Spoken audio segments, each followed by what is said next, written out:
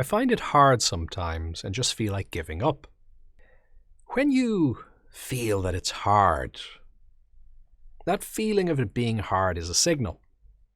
And like most signals in the mind, in the body, or in the environment, signals are well worth listening to. Now, that doesn't mean you just focus on them and just listen to the sound. Like if a fire alarm rings, you don't just listen to the sound of the alarm.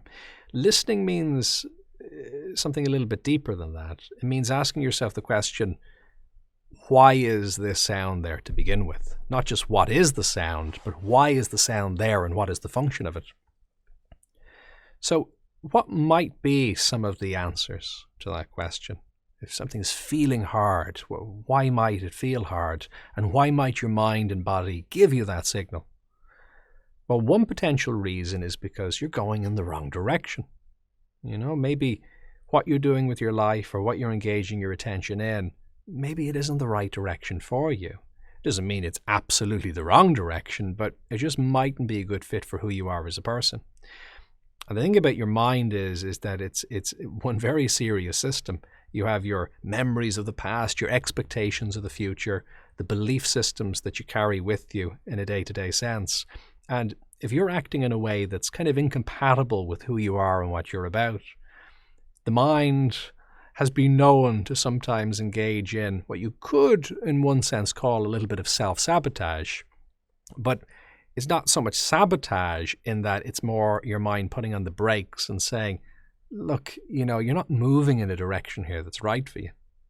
It's very similar to if you touch a hot surface and you feel a burning feeling. Is that a negative thing? Well, it's an unpleasant thing, but it's a very useful thing because, of course, what that signal is telling you, it's telling you this is not the right thing to be doing. And you might think you want to keep progressing. You're trying to take something out from the oven. So it's not that the goal mightn't still be valuable to some degree, but maybe how you're approaching it isn't the most effective way. Maybe you need to leave it to cool down or go get an oven glove or find some other method of approaching it.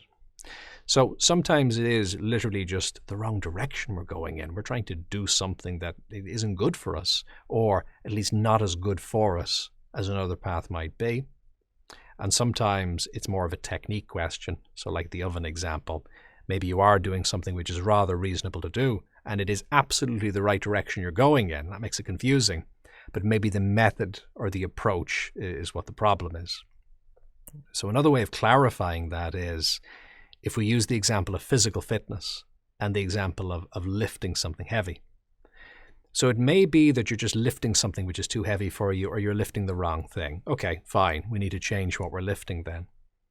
But it is possible that you're lifting something which is within your capacity to lift, and it is something worth lifting. However, your technique is poor. Because it makes a really big difference if you carry something out versus carry it in, if you carry it up, if you carry it down.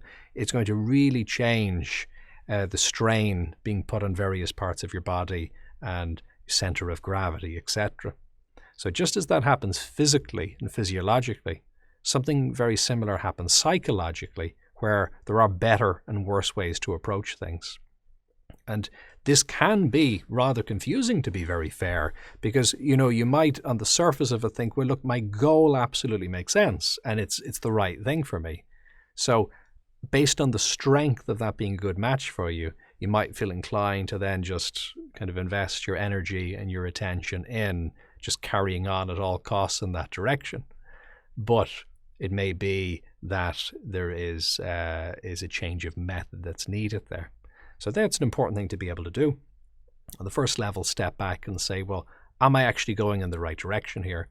Finding it hard maybe just means it's not a fit for me. Maybe I'm doing something that I shouldn't be doing. Maybe I'm doing it because other people told me I needed to. Maybe it's just a belief system I picked up that I need to do this. Maybe somebody else should be doing this, not me. And maybe it's not that you still can't contribute to the world, but maybe you should be doing something else and someone else should be doing what you're doing. So making sure that you are moving down the right path, very important thing if it feels hard. And then the other thing, if you are going down the right path, if it feels right, okay, but what's your technique?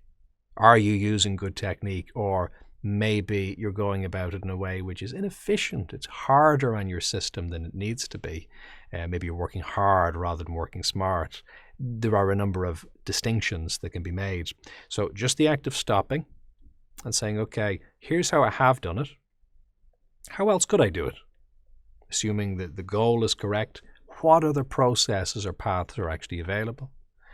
Another interesting question is, how do other people do the same thing? And what you might even do is do up a little bit of a chart. Somebody does do an extreme one way, an extreme the other way, an extreme this way, extreme that way. Do a little bit of a grid. You got to go, well, what even are the options here? There probably are, rather fast-paced, action-oriented people that do this. There probably are relaxed people, though, who also get good results in it. There probably are people who like interpersonal communication and collaboration who do well in this. But there probably are people who are a little bit more like to keep to themselves and, just be a little bit more introverted but still do well in this area too. It's interesting. There are different styles. What even are some of the options? And as you start to map those out a little bit, then you're in a position to experiment and to play with it a bit. Just to think to yourself, well, what even are the options here? And let me try a bit of this. Let me try a bit of that. You're still moving in the right direction, but you might find that something's a much better fit for you. And it can be a massive, massive change, a massive shift, because like the lifting example, if you can find better lifting technique, you can either lift less and just relax a bit more, or maybe because there's less strain on you, you can actually lift much more with no real negative effect, which is going to help your productivity massively. And it's so unfortunate that sometimes we think, oh, I'm too far behind. I don't have the time to stop and reflect on my technique. But often it's exactly the opposite. The more what you're doing matters, the more it's absolutely fundamentally necessary to stop and to breathe and to clarify your technique. Because if you can do that, you may be substantially more efficient then moving forward than if you were straining using poor technique over the next while. Now, the other thing to consider is, if you're going down the right path and you are using pretty decent technique, sometimes the fact that you're finding it hard is actually a good sign. It's your system telling you, well done, you're actually doing it. Because if you're feeling something, that means you're stretching. So you might want to listen to that and think, good, it's good I'm finding it hard because that means I'm growing as a person. Again, you make sure you're moving down the right path and you make sure you're using the right technique, because you don't want to be putting strain on your system in the wrong direction or in the wrong way. But assuming it is actually the right path, we don't always have to encode discomfort as being a bad thing. It can be, but it doesn't have to be. If you're being suitably mindful and conscious of what's actually emerging within you, well, then you can notice those feelings and you can say, well, yeah, that's actually a sign that I'm stretching, that I'm growing as a person, and that's good. So you might want to just carry on, or you might sometimes want to moderate your approach a little bit. You might want to say, okay, well, what I am going to do, though, is pace myself. I've stretched myself to this degree. I'm not going to try and be a hero and go too far beyond that. That's not going to be useful. I'm just actually going to set myself back if I do that and strain myself. But equally, nor am I going to just pull back when I feel the feeling of it being hard. That's not going to be a good match for me either.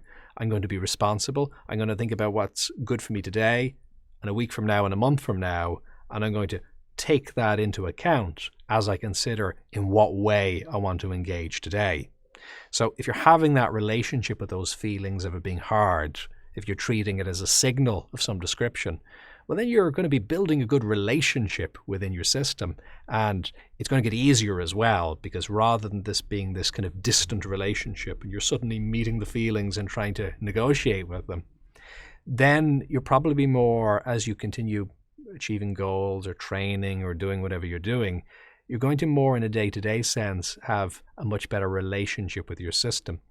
Rather like a really good driver knows their vehicle. If they feel something's up, they go, okay, I need to put some fuel in, or I need to maybe calibrate it in some shape or form. It starts to become that nice relationship where it isn't just about driving it until it's in bits and then trying to repair it, but it's more this ongoing maintenance, which actually is really enjoyable. If you found this valuable, do like, subscribe, and share. And what's your experience? Do you have any questions or topic suggestions?